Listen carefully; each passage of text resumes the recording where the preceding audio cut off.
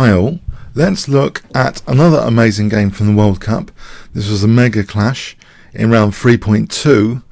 So Vladimir Kramnik was playing against Vassily Ivanchuk. Let's see this game. We'll take it from the black perspective. Ivanchuk is the man of the moment, in my opinion. So e4, Ivanchuk chooses the Caro-Kann. So that's got a reputation of being pretty solid. d4, d5. And Vladimir plays e takes d5. He just wants a small nagging edge from the opening. He plays now bishop d3. Another popular move here is c4. For example, there's been a number of games that have gone like this. This line is very popular. So anyway, bishop d3, knight c6, c3, knight f6. After bishop f4, we see now bishop g4. Black wants to keep the bishop outside of the pawn chain here to sort of get an improved French defense without a bad bishop in a way, but it's more complicated than that, obviously. Queen b3, exploiting the absence of protecting b7, queen c8, knight d2, e6, knight gf3, bishop e7.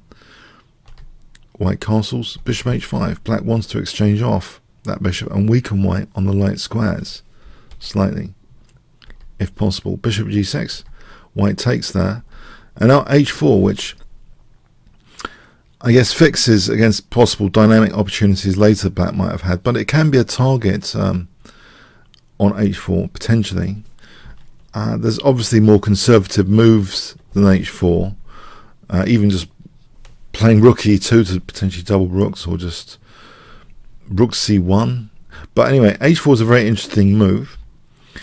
We see a6 with the potential idea of b5, knight a5 to c4. c4, white plays quite aggressively now with this. Just to give you an example, if white plays a bit too timidly, black could seal that c4 square and just put a knight there. That's just an example. So that exchange of the light square bishops earlier gives rise to these kind of plans. So anyway, c4 might have a small downside. It can potentially isolate the queen's pawn, but Ivanchuk doesn't want to give white perhaps too much activity, and actually plays a5, keeping quite solid. And with this idea of maybe a4, we see a3, a4. Black is trying to put pressure on the light squares generally. Queen d3, black castles, c5. Now a very interesting decision here, very, very interesting move indeed was played. Can you guess black to play if I give you 5 seconds?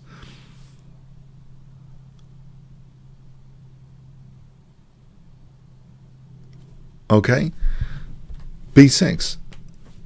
Yeah, it looks like a temporary pawn sack, but potentially it's fragmenting white's pawns a little bit, leaving that pawn isolated. And white did take here. So queen b7, and that's protected for a moment. Knight d7, rook c1. Now here, it's not wise to take immediately on b6. He didn't do this. He played rook c8. If he takes immediately, queen b5 is just winning material. Yeah, we can see that after queen takes, white is actually regaining another piece with rook takes. So actually, in this position, some caution with this. So it's still going to play knight takes b6, and still leaving white's pawns a little bit fragmented actually after. So black's potentially building up a small positional edge. b4, that leaves that pawn vulnerable. But yeah, if black's left to his own devices, he could just take on b6 and then later maybe knight a5 and have a good grip on these two light squares. So maybe this is trying to avoid a light square bind. A takes, but bishop takes a3, bishop e7. And now interrupting the protection of b6, knight b4, but it also introduces potentially knight a2. So white's got to be very careful. He plays knight e5, hitting this knight in response. That's taken.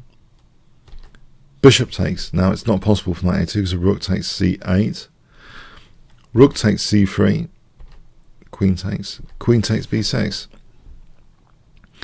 Very good outcome for black. He's actually now a pawn up. Can white generate any compensation here?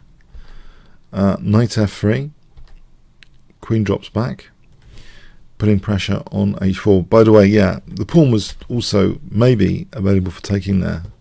So yeah. So queen d8. We have queen b3. Now here, yeah, this looks like a dangerous position for black in a way. If white's allowed in too much, we just have that rook challenged actually. Rook a1, rook c4, g3, queen c8 now.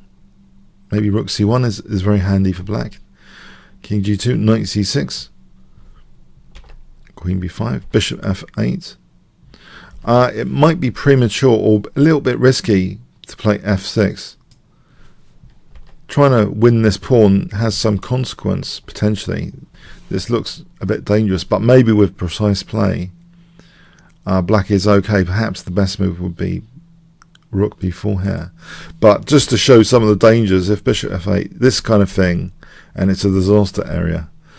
So black's got to be very, very careful here. So this looks like a good cautious move, bishop f8, not playing f6 immediately.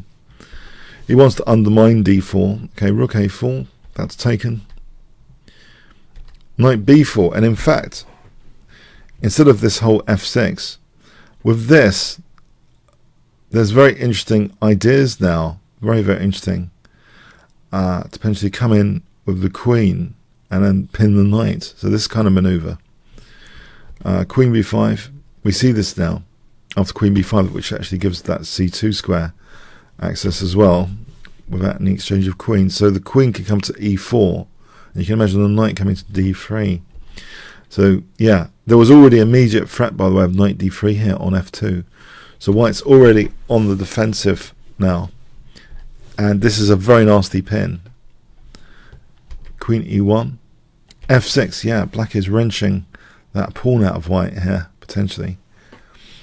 For the moment, white doesn't exchange off queens, but after knight c2, he's pretty much forced to take the queens off here, because if he plays, let's see, if he plays queen d1, can you see this? There's a strong move exploiting this pin for black. What would you play here if you were playing black?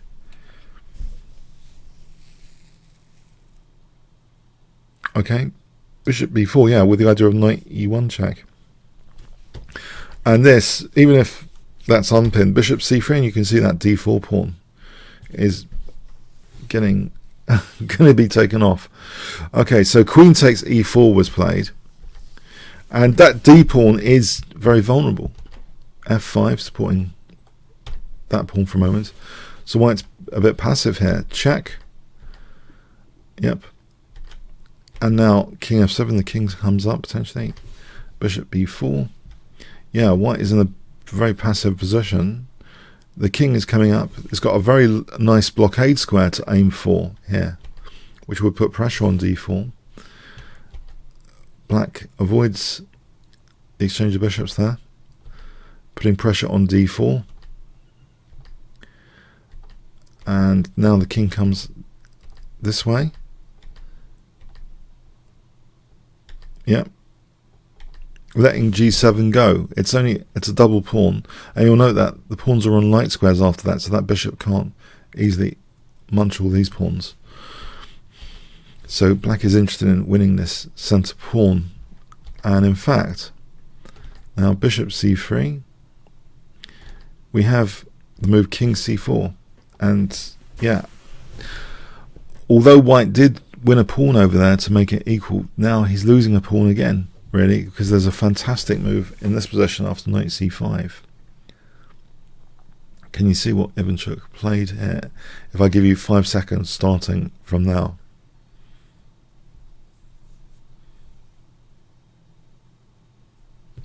Okay, e5, yeah, just undermining that knight. If takes, would take the knight. So this is winning that d pawn. There's no way of handling this sufficiently. Knight d7, so taking that d pawn, we've got a nice pass pawn now. This D pawn is a nice pass pawn. Hitting f2, that's indirectly defended.